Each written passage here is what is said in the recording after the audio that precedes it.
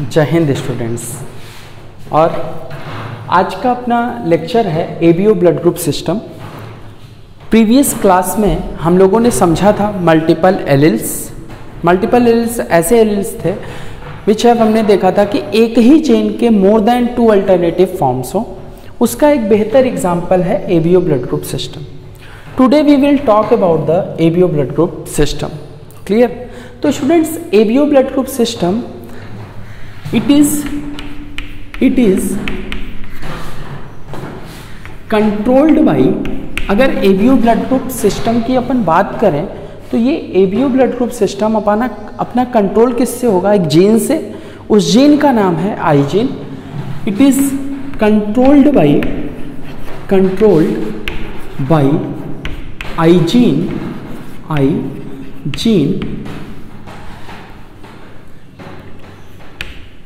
It have what? 3 alleles. It have 3 alleles. इसके पास students कितने alleles होंगे? 3 एलिल्स होंगे।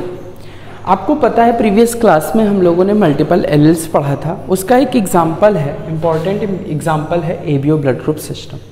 तो आज हम एबीओ ब्लड ग्रुप सिस्टम को समझ रहे हैं। तो हमने क्या लिखा अभी तक, क्या समझा अभी तक कि it is controlled by I gene. और ये जो आई जीन है इट हैव 3 एलिल्स। इसके पास एलिल्स कितने हैं स्टूडेंट्स? 3 एलिल्स हैं।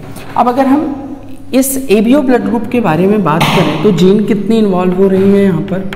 ऑब्वियसली जीन आप अगर देखें ध्यान से तो जीन के बारे में आप कहेंगे देयर इज़ अ 1 जीन। सो जो इनहेरिटेंस होगा इसका वो कैसा होगा? Monogenic inheritance. और यहाँ पर एलिल्स कितने हैं स्टूडेंट्स? एलिल्स की अगर अपन बात करें तो एलिल्स यहाँ पर 3 हैं। How many alleles are there? 3 alleles. ये 3 एलिल्स लिखने की जरूरत नहीं है, यहाँ पे लिखा हुआ है A allele, B allele and O allele. Gene कौन सी है? आई जीन है। ध्यान से समझे, आई जीन के 3 एलिल्स हैं। इसे आप इस तरीके से समझ सकते हैं कि ये आई जीन है, इनके 3 एलिल्स बने I A, I B, I O. I think बेहतर समझ पा रहे होंगे। ये आई जीन है और इस आई जीन के 3 एलिल्स बने I A, I B and I O. In general Mendel के अकॉर्डिंग एक जीन के एक ही एलिल होते हैं, but multiple alleles are the exceptions of Mendel's law. Mendel's law के, मेंडल्स के रूल्स के, मेंडल्स की अंडरस्टैंडिंग के एक्सेप्शंस हैं या फिर अगेंस्ट हैं। क्लियर? तो यहाँ पर आई जीन जो है ये एक सिंगल जीन है, 1 जीन है। इसका इनहेरिटेंस जो होगा ये मोनोजेनिक होगा और एलिल्स कितने होंगे? 3 होंगे। नाउ द क्वेश्चन अराइजेस, ये जो एक जीन से सिर्फ 3 एलिल्स बने, ये 3 एलिल्स बने कैसे? तो स्टूडेंट्स, ये जो 3 एलिल्स बन रहे हैं ये बनेंगे किससे? Due to the mutation. तो आप जब नीट के क्वेश्चन सॉल्व करते हैं तो आपको स्टेटमेंट मिलते हैं। तो अगर कहीं पे स्टेटमेंट आपको मिले कि these different multiple alleles are arises due to the mutation, then you will say this statement is correct. Why it is correct? Because these all alleles are arises due to the mutation. और you can say ये जो evolution की पूरी process है उसमें mutation हमारा एक critical role play करता है। आपने क्लास 10th में भी पढ़ा है। तो यहाँ पर हमने देखा आई जीन से ये 3 डिफरेंट एलिल्स का फॉर्मेशन हो गया। और प्रोसेस कौन सी थी? म्यूटेशन। और इसके साथ साथ में नेचुरल सिलेक्शन भी इन्वॉल्व होगा। आपको पता है out of 3 only 2 alleles are found in a parent. Out of these 3 alleles, 1, 2, 3, 3 में से only 2 alleles are found in a parent, or you can say offspring. यानी कि और बड़ी लैंग्वेज में बोले और टू द पॉइंट बोले तो ये कह सकते हैं only 2 alleles are found in a diploid individual. कैसे इंडिविजुअल में स्टूडेंट? डिप्लॉइड इंडिविजुअल में। तो आपको याद ये रखना है कि अगर इंडिविजुअल डिप्लॉइड है तो वहां पर कितने एलील्स हैं? 2 एलील्स हैं। अगर इंडिविजुअल हैप्लॉइड हैं individuals, only 1 alleles are found in a gamete that is a haploid। समझे? देखिए एबीओ ब्लड ग्रुप सिस्टम में जीन 1 है, एलील्स 3 है। ये अगर हमसे पूछा जाए मेरी बॉडी में या आपकी बॉडी में कितने जीन्स हैं, तो अपन सब मैं और आप कैसे हैं? डिप्लॉइड हैं। मैं और आप डिप्लॉइड हैं, तो आप में जो एलील्स पाए जाएंगे वो हमेशा कितने होंगे? 2 होंगे। कितने होंगे? 2 होंगे। जबकि जो हमारे स्पर्म या ओवम हैं, यानी कि जो हमारे गैमेट्स हैं, उन गैमेट्स में एलील्स कितने होंगे? 1। क्लियर है? समझ में आ गई बात आपको? अगर आपसे कोई पूछे एबीओ ब्लड ग्रुप सिस्टम में कितने एलील्स हैं, तो आप बता पाएंगे 3। अगर कोई पूछे आपकी बॉडी में कितने एलील्स हैं ब्लड ग्रुप के, तो आप बताएंगे 2। और अगर स्पर्म या ओवम यानी कि गैमेट्स में यानी कि हैप्लॉइड सेल्स में कितने होते हैं, तो आप क्लियरली बता पाएंगे there are only 1 single.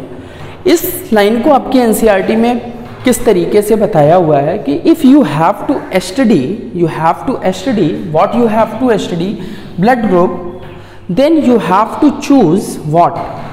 Population और इंडिविजुअल। अगर आपको ब्लड ग्रुप की स्टडी करनी है, ब्लड ग्रुप की एनालिसिस करनी है, ब्लड ग्रुप का अध्ययन करना है, तो आप पॉपुलेशन को चूज करेंगे या फिर आप चूज करेंगे किसी पर्टिकुलर इंडिविजुअल को?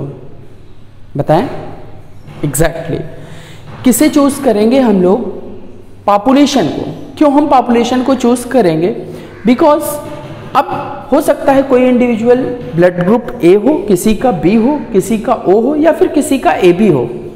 किसी भी इंडिविजुअल का blood group A B O नहीं हो सकता है, because we all are diploid.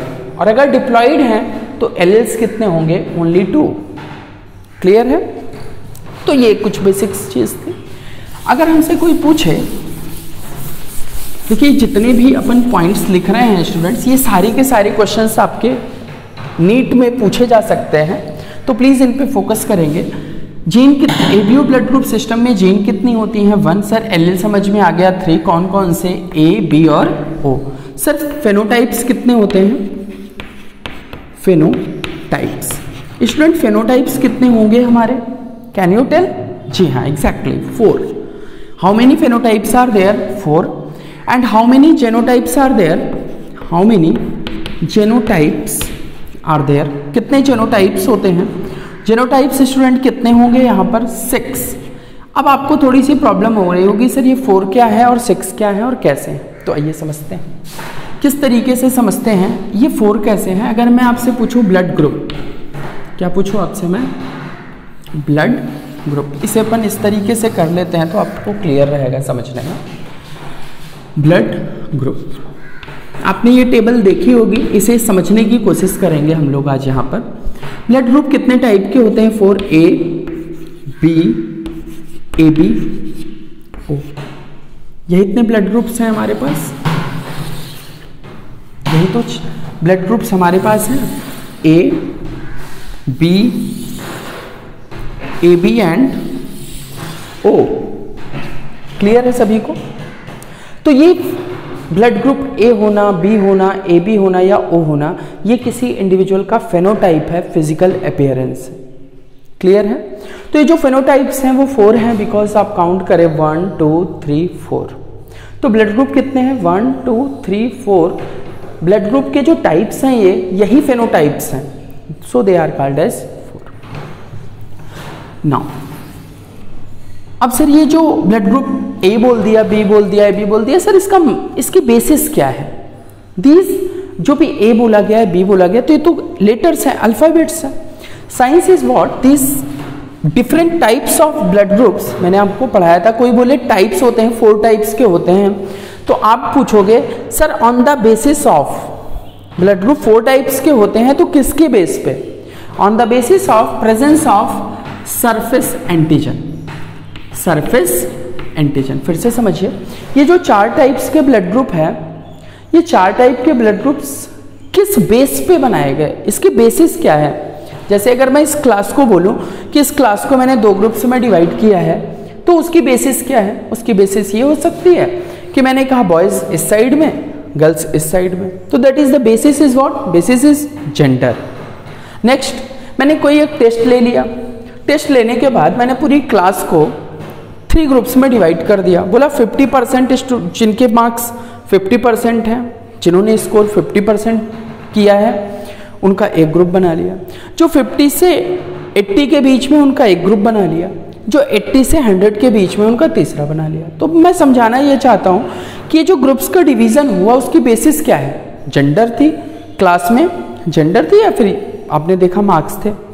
लेकिन यहाँ पर ये जो 4 ग्रुप्स बनाए गए ब्लड ग्रुप की, इसकी बेसिस क्या थी? इसकी बेसिस थी सरफेस एंटीजन। Surface antigen.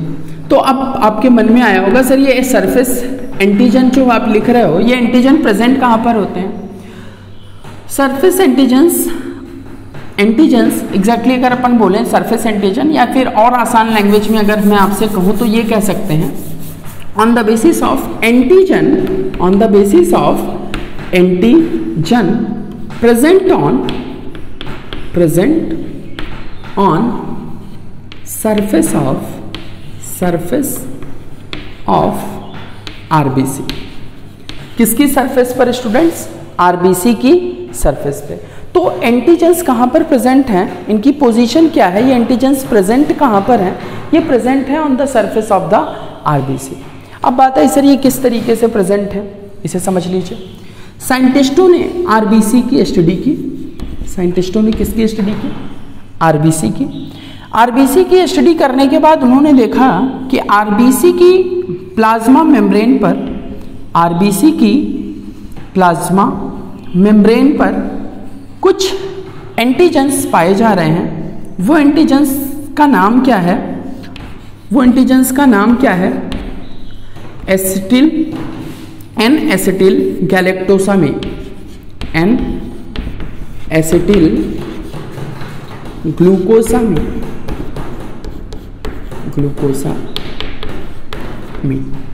क्या प्रेजेंट था? N acetyl glucosamine. तो यहाँ पर आपको क्या क्या पॉइंट्स ध्यान रखने हैं कि एंटीजेंस कहाँ पर प्रेजेंट होते हैं? एंटीजेंस प्रेजेंट होते हैं आरबीसी की सरफेस पे, first point. Next point, what are the antigens? तो आप अभी ह्यूमन हेल्थ एंड डिजीज़ में हम पढ़ेंगे, बट अभी के लिए आप जान लें एंटीजेंस क्या हैं। आपने पढ़ा भी है 9th में, ह्यूमन जो हेल्थ वाला चैप्टर है वहाँ पर। Antigens are the foreign substances, are the, आप नोट कर लें, antigens are the foreign substances which have ability to stimulate the immune system, full stop, and our body produces antibody against the antigen. आपने क्या लिखा? Antigens जो होते हैं ये फॉरेन सब्सटेंस होते हैं। ये फॉरेन सब्सटेंस हमारे इम्यून सिस्टम को स्टिमुलेट करते हैं, अर्थात उत्तेजित करते हैं, किसके लिए? टू प्रोड्यूस एंटीबॉडी, और ये एंटीबॉडी फाइनली इस एंटीजन को किल करती हैं या रिमूव करती हैं। बात समझ में आ गई आपको? तो ये एंटीजेंस के सर एग्जांपल्स क्या हो सकते हैं? These antigens may be chemical substances, bacteria, viruses, fungi, या फिर इवन आपने देखा होगा pollen grains. These pollen grains are also the chemicals. So these all are the antigens. Clear है? फिर से रिवाइज करते हैं। Antigens are the foreign substances which have ability to stimulate the immune system, और ये एंटीजेंस के immune system को हमारे स्टिमुलेट करेंगे, और हमारे इम्यून सिस्टम क्या रिलीज करेंगे इनके अगेंस्ट में? एंटीबॉडीज। क्लियर है? अब ये जो एंटीजेंस के एग्जाम्पल थे वो आपने नोट किए, बैक्टीरिया, फंजाई, प्रोटोजोवंस, कोई भी केमिकल है, pollen grains are also, pollen are also the example of antigens. तो यहाँ पर आरबीसी की सरफेस पर अगर आप यहाँ पर ध्यान से देखें तो आरबीसी की सरफेस पे एक केमिकल पाया जा रहा है जिसका नाम क्या है, एन एसिटिल ग्लूकोसामीन। ये जो एन एसिटिल ग्लूकोसामीन है it is a polysaccharide. Actually ये केमिकल ही है। किस पॉलीसेक्राइड्स आपने पढ़ा है, कार्बोहाइड्रेट्स के टाइप्स हैं। ये जो एन एसिटिल ग्लूकोसामीन है ये इनकोड किया जाएगा किससे, IA एलील से।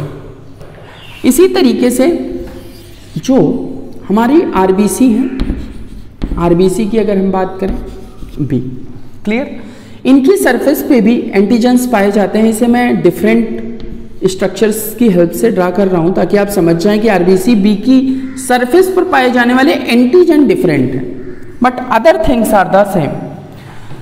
हियर यहां पर एन एसिटिल, स्टूडेंट्स ये एक्चुअली ग्लूकोसामीन ना होकर के ये क्या है हमारा, गैलेक्टोसामीन। इसे आप करेक्ट कर लेंगे। These are the N acetyl गैलेक्टोसामीन,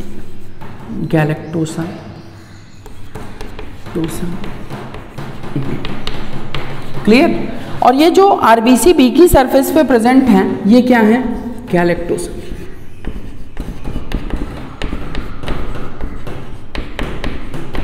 patience के साथ समझे, काफी आसान है। RBC A और RBC B दोनों सेम हैं।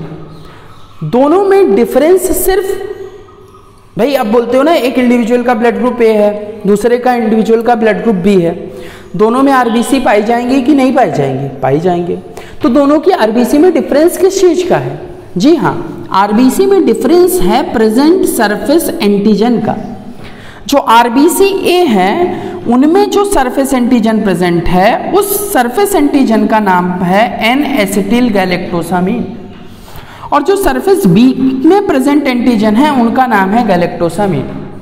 मैंने ये कतई नहीं कहा A और B में एंटीजेंस हैं या नहीं है, दोनों में ही प्रेजेंट हैं।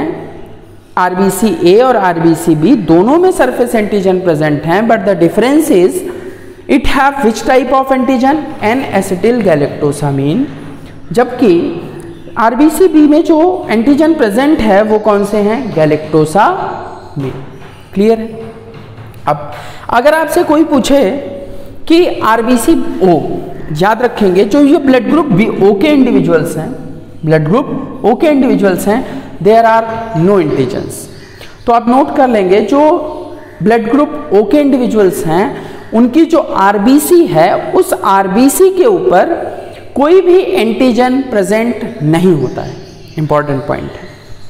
अब जो एंटीजन ऑब्वियसली, अब यहां पर ब्लड ग्रुप A है तो यहां पर एंटीजन क्या होगा, A होगा। ब्लड ग्रुप B है तो एंटीजन कौन सा होगा, B होगा। अब AB है तो यहां पर एंटीजन कौन सा होगा, ऑब्वियसली बोथ, दोनों ही होंगे, A एंड B। इंपॉर्टेंट है, याद रखिएगा, स्टेटमेंट बनता है नीट में। जो RBC O है उनके पास कौन सा एंटीजन प्रेजेंट होगा, कौन सा एंटीजन प्रेजेंट होगा, no, there is no antigen, nil. और ब्लड ग्रुप O के इंडिविजुअल में आखिर RBC की सरफेस पर कोई भी एंटीजन प्रेजेंट नहीं होता है। A में एन एसिटिल गैलेक्टोसामीन होता है, B में गैलेक्टोसामीन होता है। अब आप कहोगे सर AB में कौन सा होता है, आप खुद कॉमन सेंस लगाएं, AB में कौन सा होगा। अगर RBC A में एंटीजन एन एसिटिल गैलेक्टोसामीन है और B की सरफेस पे गैलेक्टोसामीन है तो A और B की सरफेस पे क्या होगा, ऑब्वियसली बोथ कहने का मतलब A means N acetyl galactosamine, B means galactosamine. जो ब्लड ग्रुप ऐसे इंडिविजुअल्स क्लास में जिनका ब्लड ग्रुप AB होगा उनके RBC को निकाल, ब्लड में प्रेजेंट RBC को आप आइसोलेट करके जब देखेंगे तो आप वहां पर एन एसिटिल ग्लूकोज गैलेक्टोसामीन और गैलेक्टोसामीन दोनों कार्बोहाइड्रेट्स मॉलिक्यूल जो एज अ एंटीजन बिहेव कर रहे हैं वो उनकी सरफेस पे पाएंगे। अब बात आई सर एक चीज टर्म अपन सुनते हैं, इतना तो हमें समझ में आ गया कि जो हमारे मतलब कह लें अपन इसे यहाँ से ऐसा ड्रा कर लेते हैं तो समझने में इजी होगा आपको। क्लियर, ये यहाँ का पार्ट था। हाँ सर हमें ये समझ में आ गया कि फेनोटाइप्स जो होते हैं वो 4 होते हैं और ये जो 4 फेनोटाइप्स हैं वो A, B, AB and O हैं। सर आपने बताया कि जो एंटीजेंस हैं वो कोई भी फॉरेन सब्सटेंस है, समझ में आ गया कि A की सरफेस पे एन एसिटिल गैलेक्टोसामीन है और B पे गैलेक्टोसामीन है।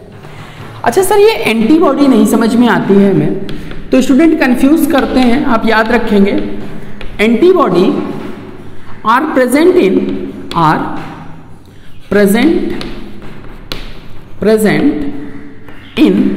कहां पर प्रेजेंट होती है?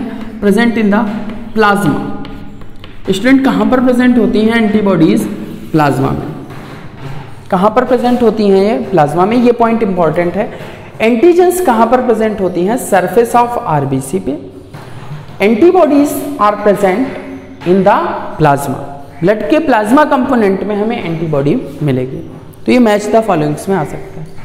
अब एंटीजन, आप थंब रूल याद रखेंगे कि एंटीजेंस के अगेंस्ट क्या बनती हैं? एंटीबॉडी। तो ए एंटीजन है तो एंटीबॉडी कौन सी आएगी? बी। अब बी एंटीजन है तो एंटीबॉडी कौन सी आएगी? ए। अब यहां पर ए और बी दोनों हैं तो कौन सी आएंगी बताइए? ऑब्वियसली अपोजिट आती हैं, तो ए के अगेंस्ट में क्या आना चाहिए? बी। लेकिन बी आ नहीं सकती क्योंकि यहां पर है। उसी तरीके से बी के अगेंस्ट में ए आना चाहिए, लेकिन ए एंटीजन है तो एंटीबॉडी नहीं आ सकती है। So there is, you can say what? No antibodies. No antibody. No antibody को अपन नील लिख लें, समझ जाएंगे आप? जी हाँ समझ जाएंगे ऑब्वियसली। नील। नील मीन्स आप समझ लेंगे कि देयर आर नो एंटीबॉडीज। क्यों कोई एंटीबॉडी नहीं है? यहां पर कोई भी एंटीबॉडी इसलिए नहीं है क्योंकि यहां पर ए और बी दोनों सरफेस एंटीजेंस पाए जा रहे हैं। क्लियर है? फिर इसके बाद यहां पर कोई भी एंटीजेंस नहीं है। यहां पर आप ध्यान से देखें, ब्लड ग्रुप ओ में कोई भी एंटीजन नहीं है। जब कोई भी एंटीजन नहीं होगा तो क्या एंटीबॉडी होगी? एंटीजेंस के अगेंस्ट में एंटीबॉडी होती हैं, जस्ट अपोजिट होती हैं। तो यहां पर ए के अगेंस्ट में बी था, ठीक, ए नहीं था। यहां पर ये था, यहां पर कोई भी नहीं है। यहां पर क्या होगा? बोथ। बोथ कौन सी antibodies? A and B. A और बी दोनों ही एंटीबॉडी पाए जाएंगे। अब इसकी इंपॉर्टेंस समझ लीजिए। आपने सुना होगा, आपने सुना है ब्लड ग्रुप बीजी, इससे आप समझ जाएंगे blood group. Blood group, blood group O. Blood group के ओ इंडिविजुअल्स को हम लोग क्या बोलते हैं? Universal donor. क्या बोलते हो? Universal donor. सुना है या फिर नहीं सुना है? आप याद रखेंगे डोनर। डोनर को क्या बोलते हैं? जो सबको ब्लड डोनेट कर सकता है। वो किस ग्रुप के इंडिविजुअल्स हैं? Blood group O. Blood group O के इंडिविजुअल्स कैसे हैं? यूनिवर्सल डोनर हैं। जबकि on the another hand what you will see, blood group A B individuals, they are what? Universal यहां लिख लेते हैं रेसिपिएंट। क्या समझा आपने? ध्यान से देख लीजिए, इस पॉइंट को भी आप समझ जाएंगे। तो जो ब्लड ग्रुप, यहां पर क्या आपको ध्यान में रखना है? देखें, जो ब्लड ग्रुप ओ के इंडिविजुअल्स हैं, जहां पर आपको ब्लड ग्रुप ओ दिख रहा है, ब्लड ग्रुप को इंडिविजुअल्स कैसे हैं? डोनर हैं। कैसे हैं? डोनर हैं। जबकि ब्लड ग्रुप ए बी के इंडिविजुअल्स कैसे हैं? They are the recipient. They are the recipient. Now the question arises कि ब्लड ग्रुप ओ के इंडिविजुअल यूनिवर्सल डोनर क्यों है? Why they are universal donor? आपने सुल्तान मूवी भी देखी होगी, जहां पर आप देखते थे कि किस तरीके से ब्लड ग्रुप का ही केस था, ब्लड बैंक बनाते हैं वो। यहाँ पे सिर्फ टाइम नहीं है अपने पास, सिर्फ ये पॉइंट समझ लीजिए कि blood group O universal donor है। ये यूनिवर्सल डोनर इसलिए है बिकॉज आप अगर देखें तो ब्लड ग्रुप ओ के इंडिविजुअल के पास कोई भी सरफेस एंटीजन प्रेजेंट नहीं है। जब कोई भी एंटीजन नहीं प्रेजेंट होगा, सपोज मुझे आप ब्लड ग्रुप ओ इंजेक्ट कराएं मेरी बॉडी में, तो इस ब्लड ग्रुप के अंदर हमारी बॉडी उसे एज अ फॉरेन नहीं ट्रीट करेगी। क्यों? क्योंकि उनकी सरफेस पे कोई भी एंटीजन प्रेजेंट नहीं है। जब एंटीजन प्रेजेंट नहीं है तो हमारी बॉडी में कोई भी एंटीबॉडी नहीं बनेगी।